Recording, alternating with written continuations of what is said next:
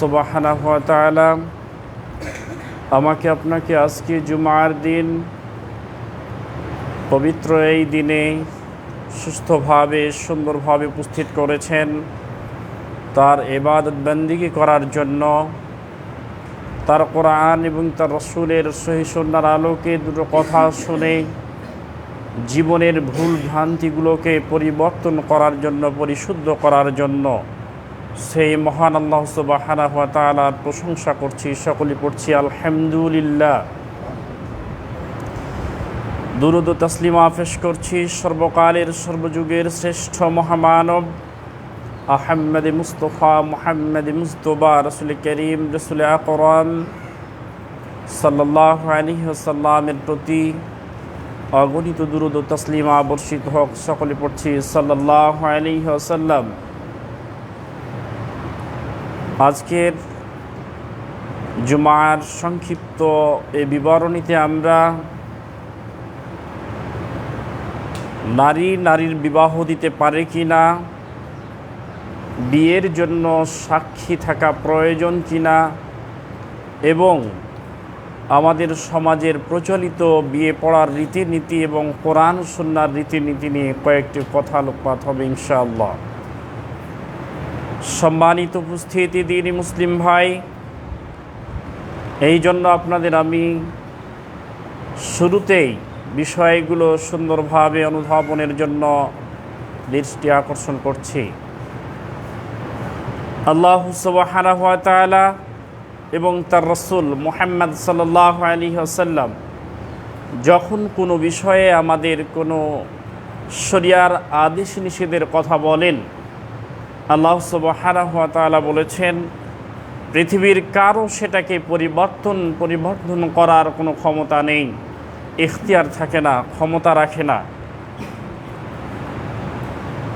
এই জন্য আল্লাহ সুবহানাহু ওয়া তাআলা আমাদেরকে বলেই দিয়েছেন, যেহেতু তিনি আমাদেরকে সৃষ্টি করেছেন সৃষ্টিকর্তা হিসাবে আর আমরা সৃষ্টি হিসাবে, আমরা কিভাবে চলতে পারবো, আমাদের চলার নীতি গতি নিয়ম কানুন কেমন হবে, বিষয়গুলো তিনি ভালো জানেন। কোনো ব্যক্তি যখন কোনো যন্ত্র আবিষ্কার করে, তৈরি করে, তিনি ভালো করে জানেন সেই যন্ত্রটা কিভাবে কি করলে ভালো মতো চলবে। অনুরূপী আমাদের সৃষ্টিকর্তার ক্ষেত্রে আমাদের বিষয়টা, আমরা কিভাবে চললে আমাদের প্রত্যেকটা বিষয় সুন্দরভাবে সুষ্ঠুভাবে চলবে, এই জন্য তিনি কোরআন এবং তার রাসূলকে বাস্তবিক পৃথিবীতে পাঠিয়েছেন দেখিয়ে দেওয়ার জন্য আমলিয়াতগুলো, আর বলেই দিয়ে দিয়েছেন তোমাদের জন্য তোমার আদর্শ নিহিত রয়েছে আমার নবী মুহাম্মদ সাল্লাল্লাহু আলাইহি ওয়াসাল্লামের মধ্যে।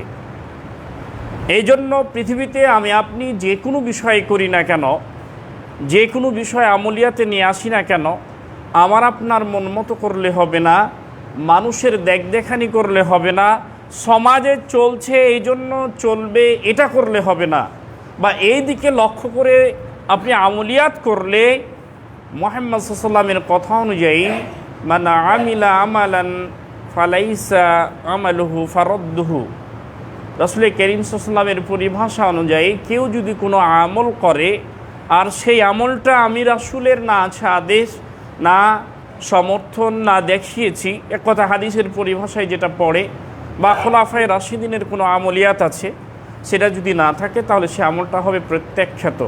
সেটা সমাজে যেভাবেই প্রতিষ্ঠিত থাকুক না কেন, সমাজের মানুষ সেটাকে যেভাবেই মূল্যায়ন করুক না কেন, আল্লাহ সুবহানাহু ওয়া তাআলার কাছে ওর 5 পয়সা দাম আসে যায় না। আল্লাহ সুবহানাহু ওয়া তাআলা পরকালে একমাত্র মুমিন ব্যতীত কাউকে কোনো 5 পয়সার হিসাব করবেন না। যেমন আল্লাহ সুবহানাহু ওয়া তাআলা আমার জানা মতে 2টা আমলের কথা বলেছেন। যেমন একটা আমল মানুষের শারীরিক পোশাকের ক্ষেত্রে আল্লাহ বলেছেন লা ইয়ানজুরুল্লাহু ইয়াওমাল কিয়ামাতি মান যাররা ইজারাহু বাতরা। যদিও রাসূল সাল্লাল্লাহু আলাইহি ওয়াসাল্লামের কথা এটা, তবে আল্লাহ যেহেতু বলছেন ওমা ইয়ানতিকু আনিল হাওয়া ইন হুয়া ইল্লা ওয়াহয়ুন ইউহা, আমার রাসূলকে যতক্ষণ আমি কোনো ওহী না করি, না বলি, তিনি নিজ থেকে কোনো কথা বলেন না। তো পোশাকের ক্ষেত্রে যেমন বলা হচ্ছে, টাকনুর নিচে যারা পোশাক অহংকার বশত ঝুলিয়ে পড়বে, কিয়ামতের দিন আল্লাহ সুবহানাহু ওয়া তাআলা তাদের দিকে দৃষ্টি দিবেন না, লক্ষ্য করবেন না, তাকাবেন না। তো আল্লাহ যদি না তাকায়, আল্লাহ যদি না লক্ষ্য করে, তাহলে আমাদের অবস্থাটা কি হতে পারে? আরেকটি আমলিয়াতের কথা আল্লাহ রাসূল সাল্লাল্লাহু আলাইহি ওয়াসাল্লাম বলছেন ইবনু মাজার মধ্যে 1923 নম্বর হাদিসের মধ্যে, লা ইয়ানদুরুল্লাহু আযজা ওয়া জাল্লা ইলা রাজুলিন জামাআ ইমরাতুন।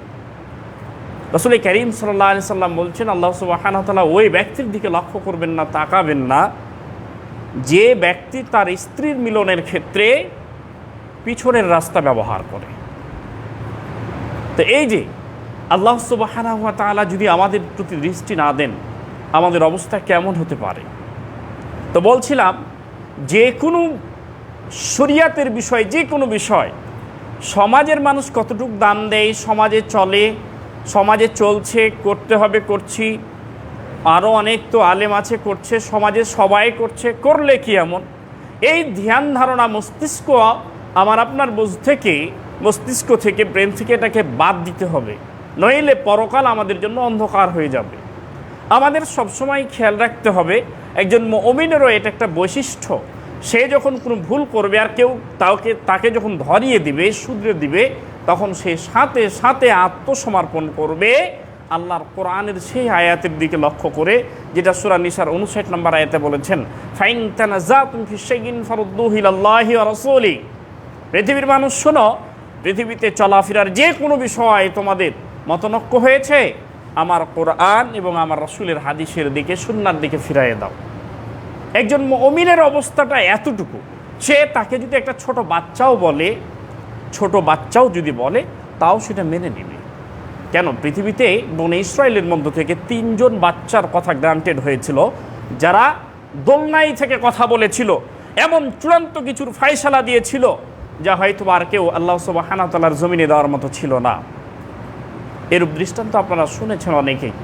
জুরাইজের বিরুদ্ধে মিথ্যা তহমাতের কথা আল্লাহ সুবহানাহু ওয়া তাআলা ছোট বাচ্চা, মায়ের কোলের শিশুর দ্বারা জবান দিয়েই তার উত্তর আল্লাহ দিয়েছেন।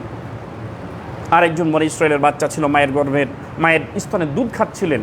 এরকম বিস্তারিত ঘটনা আছে, যা হোক সেদিকে যাচ্ছি না। কিন্তু শিশু দোলনাই থেকেও তার কথাও ইসলাম সাপোর্ট করেছে, আমাদের নবী মুহাম্মদ সাল্লাল্লাহু আলাইহি ওয়াসাল্লাম বলেছেন। এই জন্য আমাদের লক্ষ্য রাখতে হবে, আমাদের চলাফেরার ক্ষেত্রে ভুলভ্রান্তি, মানুষ ভুলের ঊর্ধ্বে নয়। এই জন্য যে কোনো ভুলভ্রান্তি যদি ছোট বাচ্চাও বলে, সাদরে গ্রহণ করতে হবে, যদি সেটা কোরআন সুন্নাহর আলোকে মিলে যায়, তাহলে আমাদের মেনে নিতে হবে নির্দ্বিধায়। সমাজে চলছে কি হচ্ছে এটা দেখে লাভ নেই। তো যা হোক, বলছিলাম, আমার আলোচ্য বিষয়ের দিকে এগিয়ে যায়, যে আমরা একটা ধারাবাহিক আলোচনায় আসছিলাম বিবাহ থেকে শুরু করে আস্তে আস্তে আমরা বিবাহের ক্ষেত্রে পাত্রী দর্শন, বিয়ে প্রচার, বর কনেকে লক্ষ্য করে সাজানো যে বিষয়, এগুলো আলোচনা হয়েছে আমাদের। এবার আমরা একটু আসব, নারী কি কোনো নারীর, মানে একজন মেয়ে কোনো মেয়ের অভিভাবক সে যে বিয়ে দিতে পারে কিনা, ইসলাম এটা কতটুকু কি বলেছেন। পাত্রীর মানে পিতার অবর্তমানে, পাত্রীর পিতা ছিল অবর্তমান, সে হয় মারা গিয়েছে বা কোথাও গিয়েছে, এর অবর্তমানে অন্য কেউ অভিভাবক হতে পারে কিনা, এই বিষয়গুলো আমাদের লক্ষণীয়।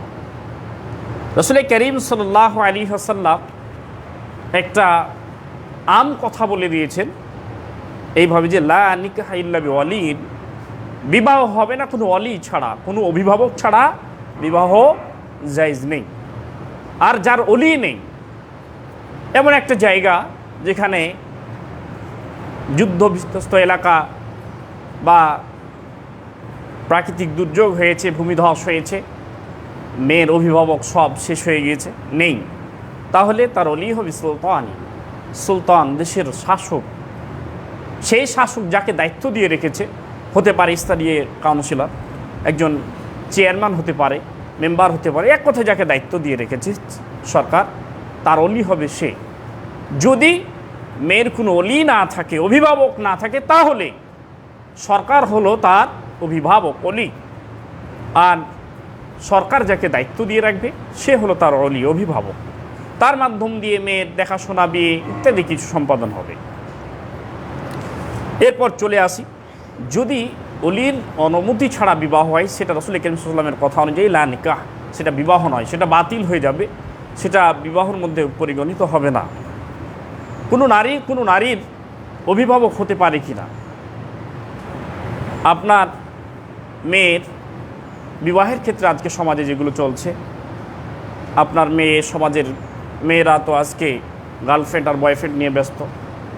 সেই ক্ষেত্রে বাবা বিবাহ দিবেন না, পিতা বিবাহ দিবেন না। অনেক মেয়ে ফুফুর হাত ধরে চলে যাচ্ছে, ফুফু তাকে ডেকে নিচ্ছে, তার খালা ডেকে নিচ্ছে, বা তার মা নিজেই বিবাহ বন্ধনে আবদ্ধ করছে অন্য এক ছেলের সাথে। তো শরিয়া এক্ষেত্রে কি বলছেন? কোনো নারী কি কোনো নারীর বিবাহ দিতে পারে? এরূপ কথা কোরআন সুন্নাতে পাওয়া যায় কিনা? আল্লাহ নবী মুহাম্মদ সাল্লাল্লাহু আলাইহি ওয়াসাল্লাম ইবনে মাজার একটা হাদিসে বলছেন, 1882 নম্বর হাদিসের মধ্যে, লা তুজাউইজুল মারআতুল মারআতা ওয়া লা তুজাউইজুল মারআতু নাফসিহা। রাসূল করিম সাল্লাল্লাহু আলাইহি ওয়াসাল্লাম বলছেন, কোনো নারী কোনো নারীর বিবাহ দিতে পারে না, ওলি হতে পারে না। কোনো নারী কোনো নারীর ওলি হতে পারে না, অভিভাবক হতে পারে না। এটা ইসলাম তাহলে নিষেধ করে দিয়েছে। আপনার মেয়ে পালিয়ে গিয়েছে, আপনার স্ত্রীর সাথে ফোনে শুধু কথা হয়েছে, আপনাকে আপনার মেয়ে ভয়ে বলতে পারছেন না, আপনার স্ত্রীকে ফোন করে বলে দিল যে আমি অমুকের সাথে চলে এসেছি, আমাদের বিবাহ হচ্ছে, মা দোয়া করো। আপনিও ঠিক আছে, তোমার বাবাকে আমি দেখে নিব, বিবাহ। বা আপনাদের জানাইলো না কাউকে, আপনার বোন বা আপনার স্ত্রীর বোন, এভাবে সমাজে তো ঘটছে আজকে।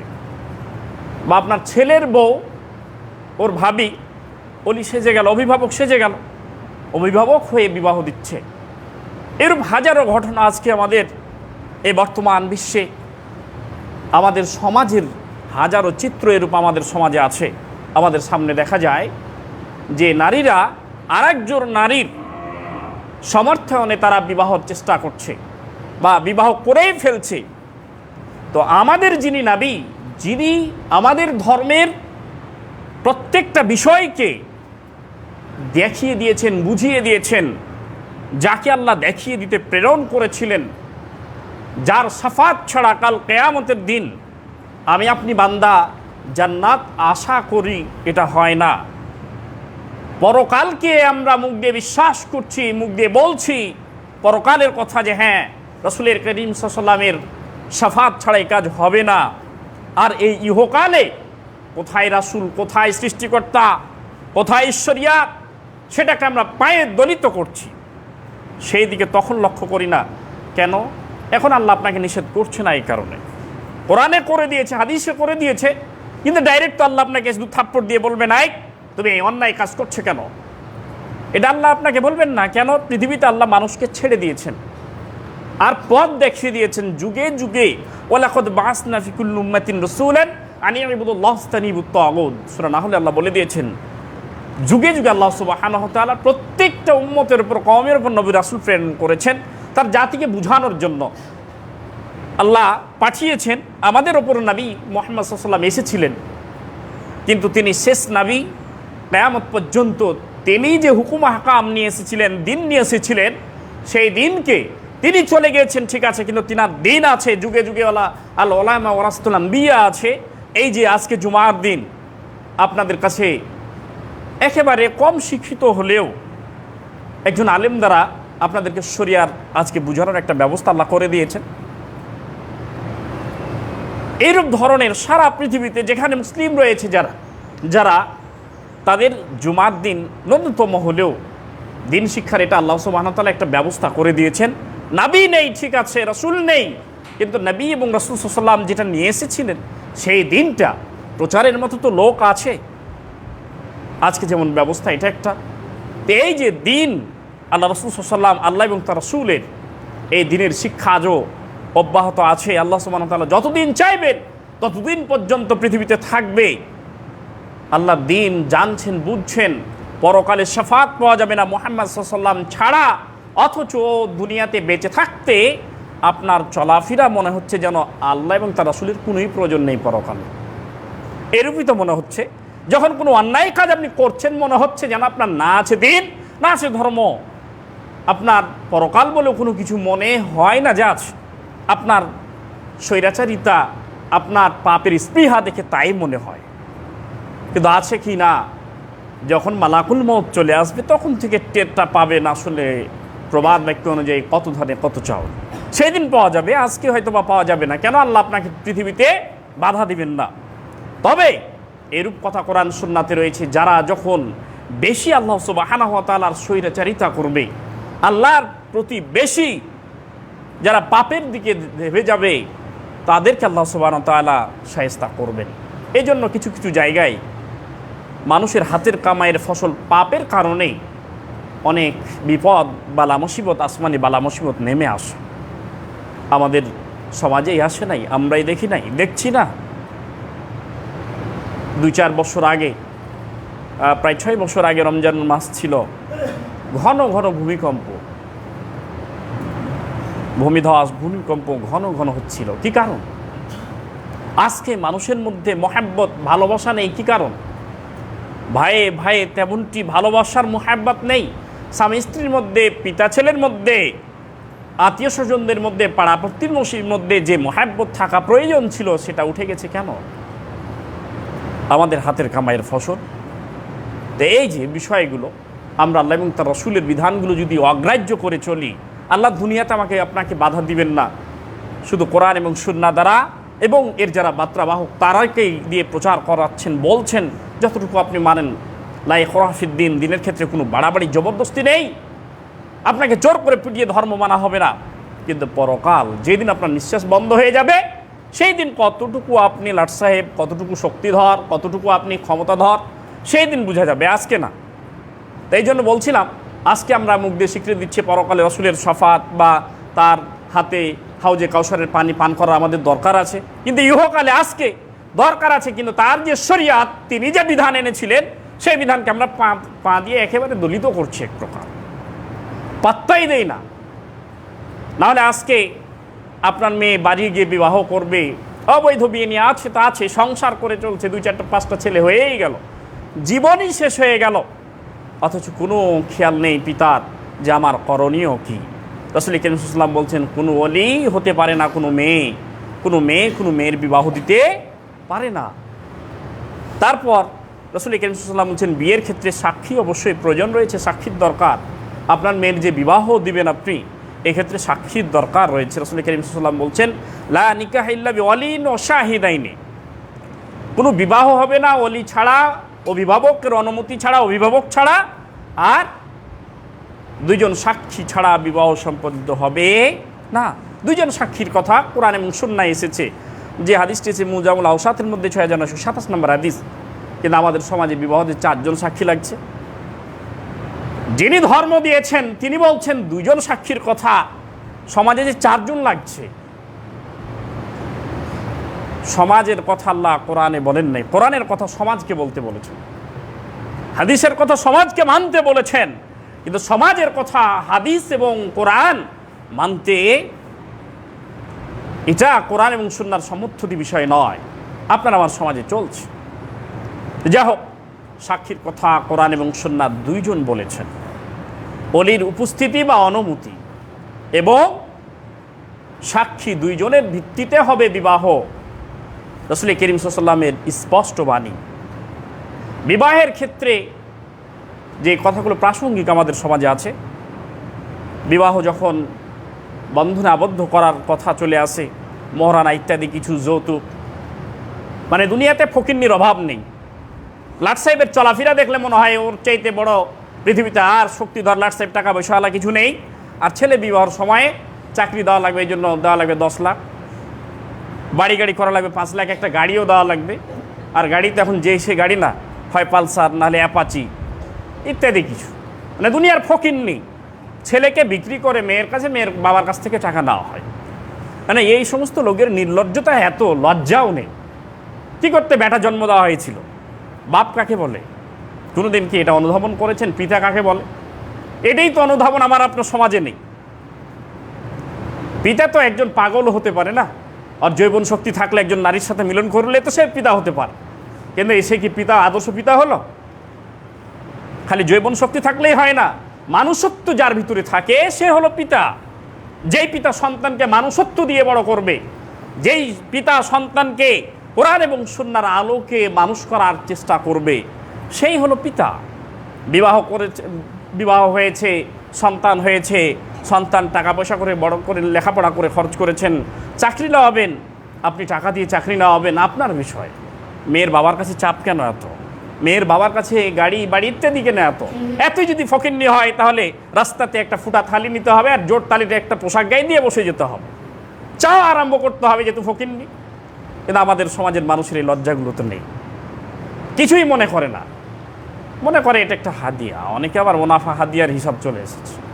আর অনেকে সন্তান মেয়ে জন্ম দিয়েছে, আদর্শ তো শিক্ষা নেই, চিন্তা করেছে মেয়ে আমার সুন্দরী, বড় হলো, লেখাপড়া করছে, 10 লাখ লাগলেও ছেলে একটা চাকরি জামাই লওয়া লাগবে, উনিও দিতে চায়, ইত্যাদি। কিছু সমাজের এই সমস্ত বেহাল দশাগুলো আমাদেরকেই পরিবর্তন করতে হবে। আমরা মুসলমান, হিন্দু নয়। হিন্দুদের আকীদা আমাদের মধ্যে নেই। যদি কারোর থেকেই থাকে তাহলে হিন্দুদের পাশে বাড়ি করতে হবে, হিন্দুদের মতো হিসাব নিকাশ করতে হবে। মুসলিমদের সভ্যতা নিয়ে আপনি বাঁচবেন দুনিয়াতে, এটা হতেই পারে না। এর চাইতে জঘন্যতা আর কিছু হতে পারে না। কেন করবেন আপনি এটা? বিবাহর দিন আপনার বিয়াইকে বলবেন, বিয়াই ছেলে তো একটাই, মনে করেছিলাম হুমধাম করে বিবাহ দেব, বলতে কি 5টা মোটর বাইক 5টা যাবে আপনার বাড়িতে, কার দিয়ে মাইক্রো দিয়ে 5টা গাড়ি যাবে, আমার বংশের যা আছে তেনা পেনা যা আছে ছোট বড় সবাই যাবে, পোনা পানি যা আছে সবাই বিবাহে হুমধাম করবে। ফকিন্নি, বাড়িতে টাকা আছে পয়সা আছে, আপনি বাড়িতে খাওয়ান। শরিয়া কি বলেছে আপনি জানেন? শরিয়ার দৃষ্টিতে তো আপনি 1 পয়সা দাম দেন না, আপনি 1 পয়সা তো শরিয়াকে খেয়াল করছেন না। আপনি কি কারণ আপনার? তা আপনি মুসলমানের সভ্যতা নিয়ে আছেন কেন? আপনি ভাববেন না আছেন কেন? সভ্যতা হিন্দু খ্রিস্টানদের মতো নিয়ে আসতে হবে?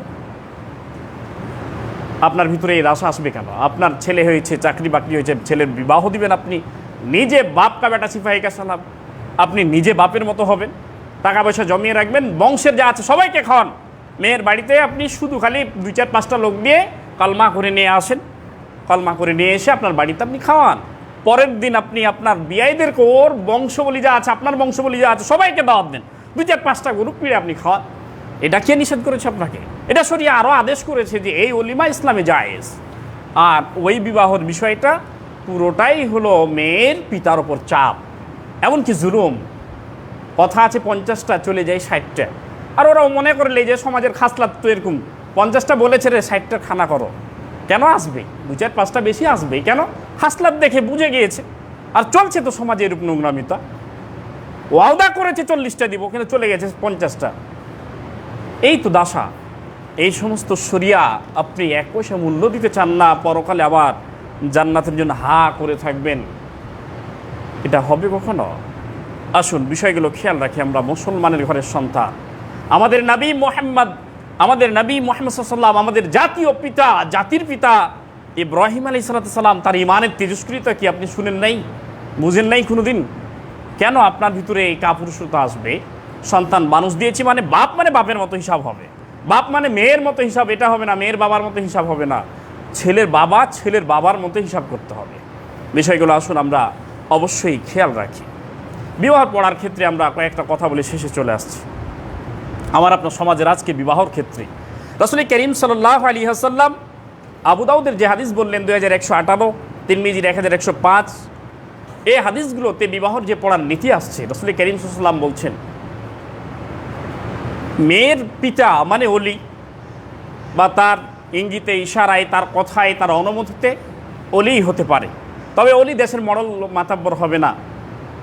ওলি তার জমি বন্টনের ক্ষেত্রে কাছের যে লোকটা সবচেয়েতে, এইভাবে তার আশাবার ক্ষেত্রে বালেগ অবালেগের বিষয়টা আছে, বিষয়গুলো খেয়াল রাখতে হবে।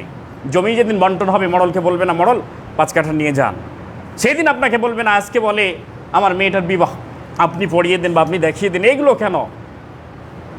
আপনাকে বিষয়গুলো শরিয়া বুঝতে হবে, বুঝাতে হবে। কেন? আপনি দেশের একজন মডল, সমাজের একজন মাতাব্বর। কাল কিয়ামতের দিন আপনাকে আল্লাহ জিজ্ঞাসা করবেন। আপনার আমল তো আছেই, আপনার পরিবার তো আছেই, সমাজে যা অনাচার হয়েছে আপনি যেখানে উপস্থিত ছিলেন এর জবাব আল্লাহর কাছে দিতে হবে। তাহলে বিষয়গুলো আপনি তাকে বুঝান যে শোনো, তোমার মেয়ের বিবাহ মানে আজকে তুমি ওলি, যদিও আমাকে দায়িত্ব দাও, তবে তোমার ভাই আছে, মেয়ের কাছের মানুষ, তোমার দাদু যদি থাকে, তোমার পিতা যদি থাকে, এক কথায় তার আত্মীয়তার ক্ষেত্রে কাছের যেগুলো বালিগ মুসলিম, তাদেরকে বিষয়গুলো বুঝাতে হবে যে তাদেরকেও এই দায়িত্বটা দেওয়া হোক। যদি না পারে পিতা, অপারগ হয়, আর এখানে অপারগর কথা বিষয়টা আসছেই না। কেন? পিতার দায়িত্ব কতটুকু? পিতা তার মেয়ের সাথে আগে আলাপ করবে, তোমার বিবাহ বন্ধন অমুক জায়গাতে হচ্ছে এরূপ, আগে তো আলাপ হবে, দেখতে এসে তো হবেই। এরপর মেয়ে অবশ্যই অনুমতি দিবে, অথবা চুপ থাকবে বা হাসবে বা কাঁদবে। শরিয়া রাসূল করিম সাল্লাল্লাহু আলাইহি ওয়াসাল্লাম বলছেন, বিবাহ বন্ধনের ক্ষেত্রে 40,000 টাকা মোহর হয়ে গেছে। 40,510 টাকা, 1 টাকা 2 টাকা না। এই জাহলিয়াতের প্রথা আমাদের সমাজে রয়েছে।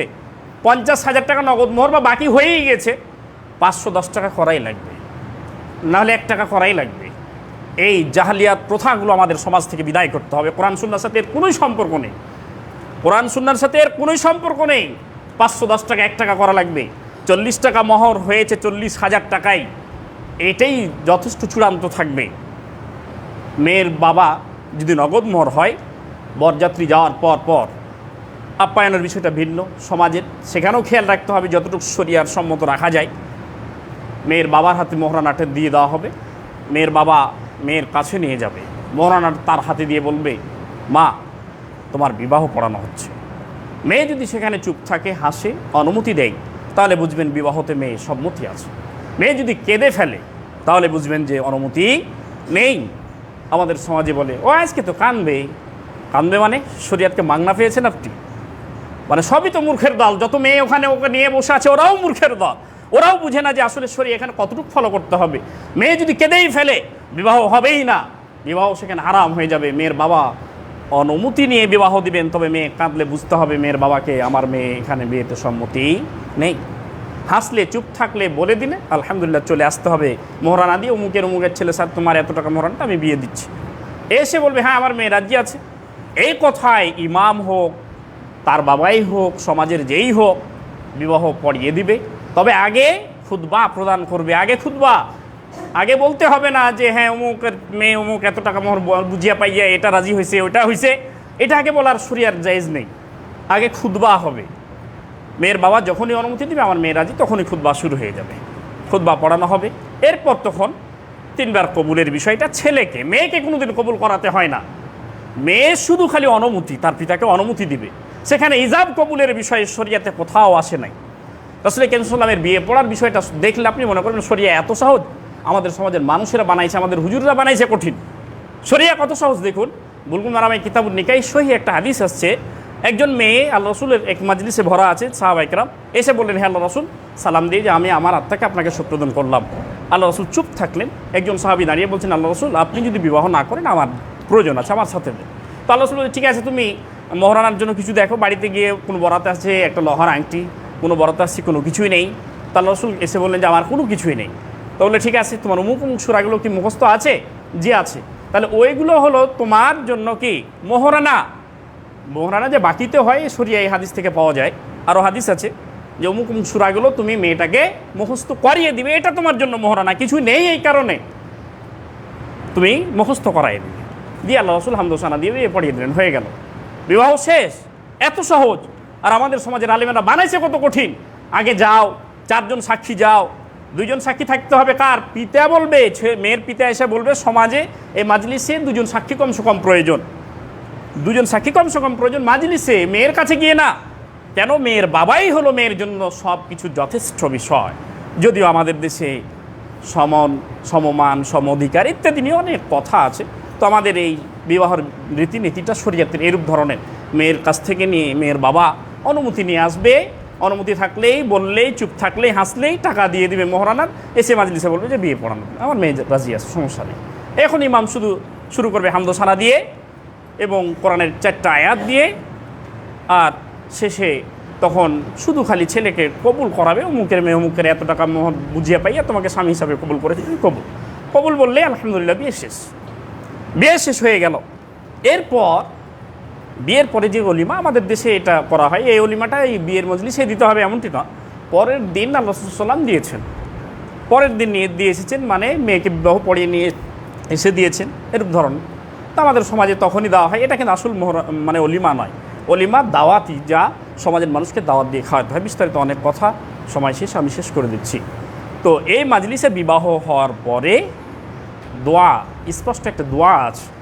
দোয়া সমাজ থেকে উঠে গেছে, একটা বিদাত ঢুকে গেছে, হাত তুলে মোনাজাত। অনেক ইমামও জানে না দোয়াটা, কোনোদিন মুখস্থ করার চেষ্টাও করে না, কোনো মুসাল্লিকে শিখায়ও নাই। বেদাত কখন ঢুকে, যখন কোনো জায়গাতে সুন্নাত উঠে যায় তখনই বেদাত আশ্রয় পেয়ে যায়। তো এই দোয়াটা উঠে গেল কেন?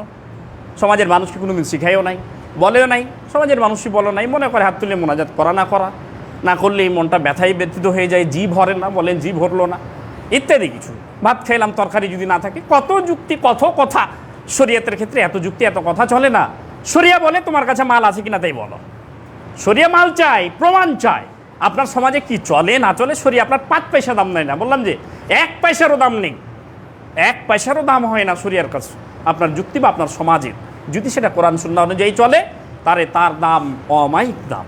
আসুন আমরা বিষয়গুলো বোঝার চেষ্টা করি। সামনের সপ্তাহে ইনশাআল্লাহ আমরা বিবাহের বিষয়গুলো শেষ করে দেব। দোয়া থেকে নিয়ে, মাজলিস ভাঙার দোয়া থেকে নিয়ে, বরকনেকে লক্ষ্য করে থেকে নিয়ে, বাসুর ঘর থেকে শুরু করে নিয়ে, অলিমা থেকে শুরু করে নিয়ে বিষয়গুলো আমরা ইনশাআল্লাহ শেষ করব সামনের সপ্তাহে। আল্লাহ সুবহানাহু ওয়া তাআলা আমাদেরকে বিষয়গুলো বুঝে শুনে আমল করার তৌফিক এনায়েত করুন। আল্লাহুম্মা আমিন। আল্লাহ আমাদের সমাজ থেকে কুসংস্কারগুলো